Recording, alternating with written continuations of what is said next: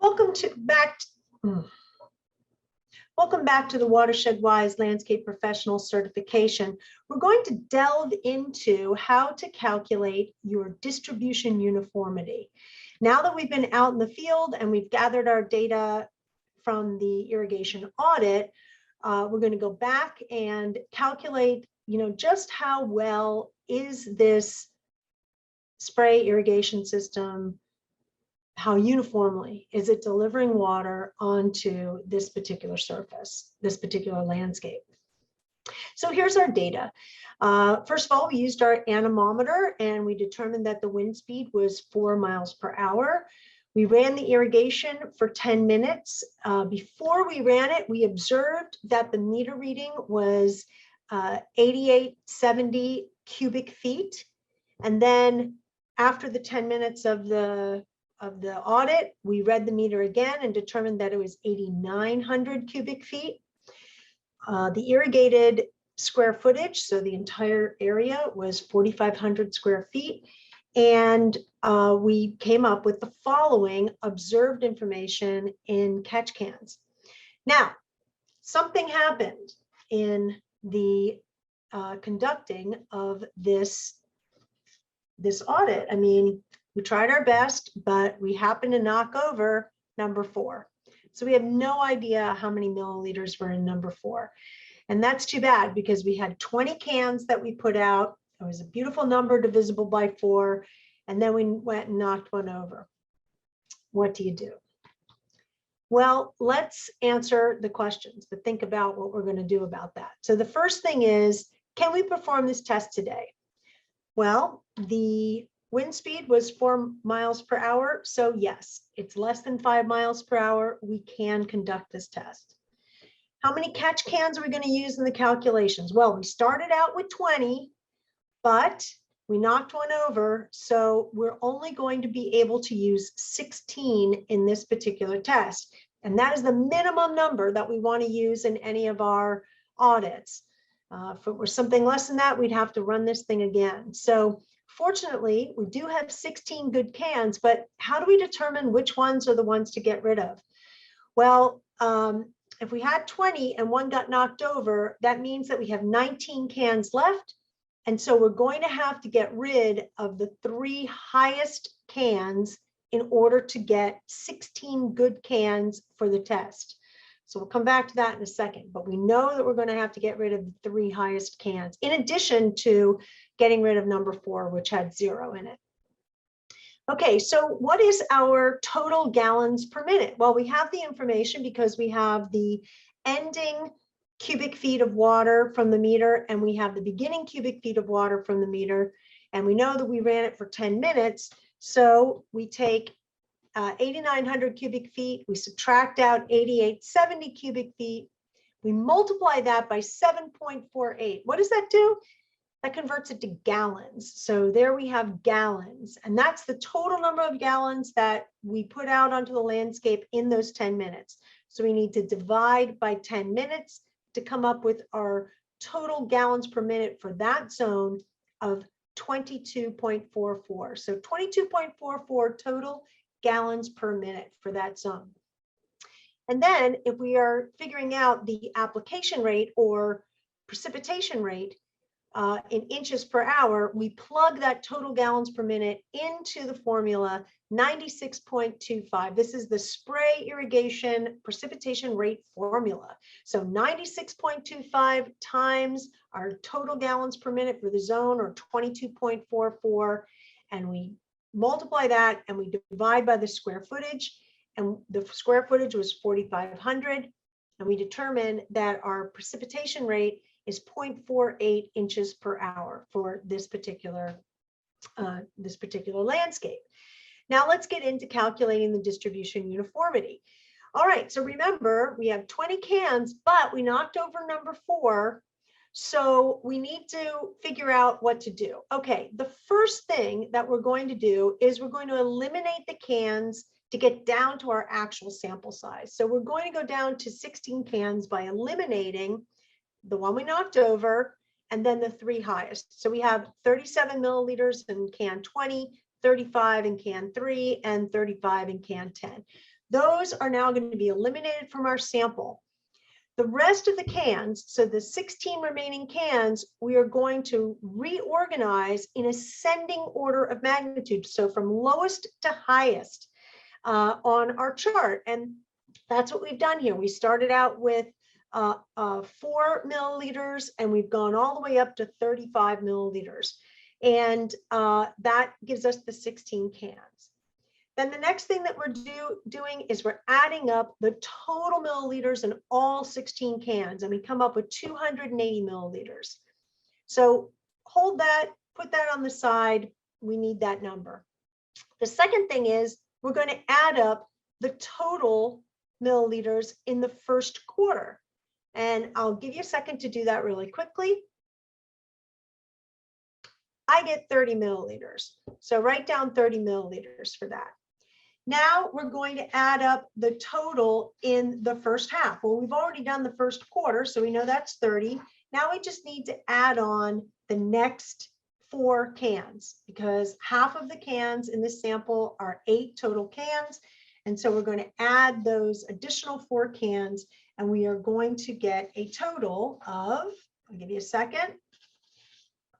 We said 87, you are correct.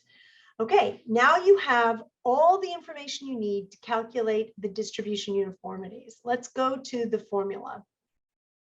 So first we're going to calculate distribution uniformity of the lower quarter. We are now comparing the performance, the average of the lower quarter cans to the average of the total cans. And just remember that in your head, the average of the lower quarter to the average of the total cans. So first we need to determine what is the average of the total. And that's going to be the same for all of our calculations. So we go ahead and calculate this. Our total milliliters for the sample was 280, and we have 16 cans. So the average is 280 divided by 16, or 17.5. That's the average of the total. Now we're going to look at the average of the lower quarter. We had 30 milliliters in the lower quarter, and there are 4 cans in that group. So 30 divided by 4 is 7.5. So the average of the lower quarter is 7.5. And now to determine distribution uniformity, we're going to compare these 2 averages. And so essentially we take the average of the lower quarter and we divide it by the average of the total. We're comparing them to each other. So the average of the lower quarter is 7.5. The average of the total is 17.5. 7.5 divided by 17.5 gives us 0.43, or 43%. So the average, the distribution uniformity of the lower quarter is 43%. Now, we want to also take a look at the distribution uniformity of the lower half. So we have the information in order, it's the same information for the average of the total. We just basically transfer that or hold on to that information. We know it's 17.5 milliliters is our average for the total. But we need to calculate the average for the lower half. And essentially, the total for the lower half was 87 milliliters. We now have 8 cans in that sample, right? Because it's half of 16, 8 cans. So we divide 87 by 8 and we come up with 10.875 milliliters. And in order to determine the distribution uniformity of the lower half, we're comparing those average of the lower half to the average of the total, or 10.875 divided by 17.5. And we come up with 6.62, or 62%. So the distribution uniformity of the lower half is 62%. That's it. It's multiplication and addition and a little subtraction in the beginning to get us to where we are. But really, the most important thing for distribution uniformity is making sure that you rearrange those numbers from lowest to highest, because that's going to allow you to then group those cans into the lower quarter and the lower half and do your numbers from there.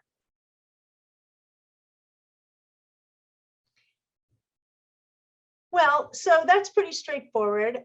I think there's one more thing I'd like to talk about, and that is calculating precipitation rate using the actual nozzle flow rates or an estimate of the nozzle flow rates. This is actually more practical because it's often the case that we don't have access to the water meter at the site. And so really all we have is being able to look at being able to look at the spray heads and add them up. I mean, that's probably the most frequent way for us to do these calculations. So in this particular case, we've looked at we've gathered some data, and now we're going to utilize looking at the individual spray heads to calculate precipitation rate. So in this particular case, we have a wind speed of 3.0 miles per hour. So it seems pretty good. We have an irrigation runtime of 10 minutes, and the dynamic pressure is 40 PSI. And the irrigated square footage is 4,500 square feet. So now how do we calculate the precipitation rate if we don't have that, beginning and end gallons per minute or cubic feet of water from the water meter? Well, we're going to take a look at all the nozzles that we have on this particular zone. And in this zone, we have 15 nozzles. And we're going to categorize those nozzles based on whether they are quarter, halves, fulls, or side strips. And this is based on the arc that is that the water is being delivered on. Now, the formula that we're using here, or the chart that we're using here, is for matched precipitation 15-foot heads and conventional spray heads. You can also gather the data for multi-trajectory or rotator nozzles. We have that chart in the information, but this particular one is going to be matched precipitation, sort of classic spray. And you can see that of the 15 nozzles, 7 of them are quarters. So they're throwing out the water in a quarter arc. Then 6 of them are halves, and 2 of them are full heads. We don't have any side strips in this particular case. So we're going to go ahead, now that we've kind of seen how many nozzles we have, and we're going to use the chart that we have. So we put in the number of nozzles, and we look at the estimated gallons per minute that depends on the pressure to calculate the gallons per minute for the zone. Now, we have 40 PSI. Is that at the low end or high end of this pressure range? It's pretty much at the high end. I mean, it's actually outside the high end. So we're going to use that high end of the range in order to do our calculation. So in order to calculate the gallons per minute, now it's very straightforward. We take the number of nozzles in each of the categories, and we multiply the estimated gallons per minute per nozzle at the high end of the range, and we come up with 6.44 for the quarter nozzles. That's 7 nozzles at 0.92 gallons per minute per nozzle, and that equals 6.44 total gallons per minute for those kinds of nozzles. And we do the same thing for the half nozzles and the same thing for the full. And when we add it all up, we find that it's 24.94 gallons per minute for the entire zone. So I'm going to go ahead and round up to 25 gallons per minute. Makes it a lot easier. And answer our questions. Can we perform the test today? Well, yes, we had a wind speed that was less than 5 miles per hour. It was 3 miles per hour. All systems go. Now, what is the total gallons per minute for this particular zone? Well, we have it there, 25 gallons per minute. Pretty straightforward. And now, using the same formula that we used in the past for spray precipitation rate calculation of a spray system, we take 96.25 times our total gallons per minute for the zone. That's 25 gallons per minute. We multiply that and we divide by our square footage, which is 4,500 square feet, and we find that we have a precipitation rate of 0.53 inches per hour for this particular zone. All right, that pretty much covers calculating precipitation rates utilizing two methods. One is using the water meter, cubic feet, and converting it into gallons to determine total gallons per minute.